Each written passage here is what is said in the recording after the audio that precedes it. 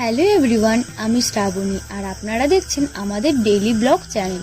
আপনারা তো জানেন আমরা ত্রিপুরায় থাকি। হঠাৎই একটা জরুরি কারণে আমি আর আমার হাজবেন্ড বাড়িতে চলে যাচ্ছি। কয়েকদিন আমরা ক্যামেরা ধরিনি, পরিবারের পাশে থাকাটাই তখন সবচেয়ে জরুরি ছিল। কিন্তু এখন আবার ফিরে এসেছি, কারণ ব্লগিং শুধু আমাদের শখ নয়, আমরা চাই ধীরে ধীরে একটা প্রফেশনাল ডেইলি ব্লগ চ্যানেল তৈরি করতে। তো চলুন আজকের ব্লগ শুরু করা যাক। আমাদের গ্রামের বাড়িতে এলেই মনটা একদম অন্যরকম হয়ে যায়। চারিদিকে সবুজ, পাখির ডাক, ঠান্ডা হাওয়া আর সেই শান্ত পরিবেশ। এখানে এলেই মনে হয় সব টেনশন কোথায় যেন পালিয়ে গেছে। এই যে দেখুন, আমাদের বাড়ির পাশে একটা পেয়ারা গাছ আছে।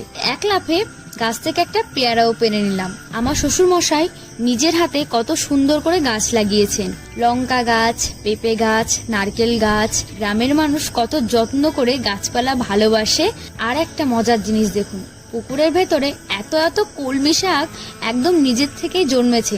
ত্রিপুরায় আমরা এই কলমি শাক বাজার থেকে কিনে খাই, আর এখানে একদম ফ্রি সার্ভিস।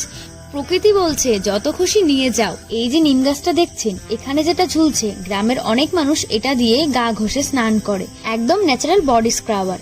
এবার এলো সবচেয়ে ভয়ের মুহূর্ত, পুকুরে নামবো। কিন্তু একটা কথা বলি, আমি সাঁতারই জানি না, তাই একটু ভয় লাগছিল।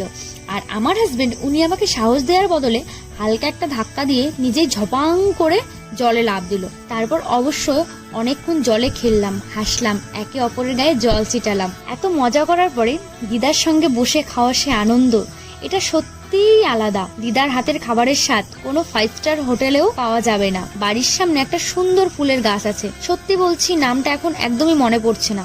আপনাদের মধ্যে কেউ জেনে থাকলে অবশ্যই কমেন্টে জানাবেন। তারপর আমি, আমার ভাগ্নি আর আমার হাজবেন্ড চলে এলাম ছাদে। ওখানে তো একেবারে মিনি ফার্ম। দেখো তো কত সুন্দর পুঁই শাক, বেগুন, ঢ্যাঁড়স, লাউ, শশা, উচ্ছে, সবটাই আমার শ্বশুর মশাই নিজের হাতে খুব যত্ন করে লাগিয়েছেন। আর সবচেয়ে বড় সারপ্রাইজ হলো ড্রাগন ফলের গাছ। শুধু গাছই নয়, তাতে আবার ফলও চলে এসছে। আর এই গাছটা আমি আগের বার নিজে হাতে লাগিয়ে ত্রিপুরায় গেছিলাম। তারপর আমার দিদার সঙ্গে একটু আড্ডা, একটু মজা, একটু হাসাহাসি। এই ছোট ছোট মুহূর্তগুলো আসলে সারা জীবনের স্মৃতি হয়ে থাকে।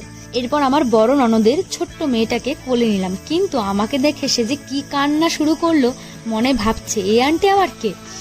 অনেক আদর করলাম, কিন্তু তার মুড কোনোভাবেই চেঞ্জ করতে পারলাম না। এই ছিল আজকে আমাদের গ্রামের বাড়ির ছোট্ট একটি দিন।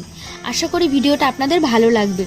তাই ভিডিওটা ভালো লাগলে একটা লাইক করবেন, কমেন্ট করে জানাবেন কোন অংশটা আপনাদের সবচেয়ে ভালো লেগেছে।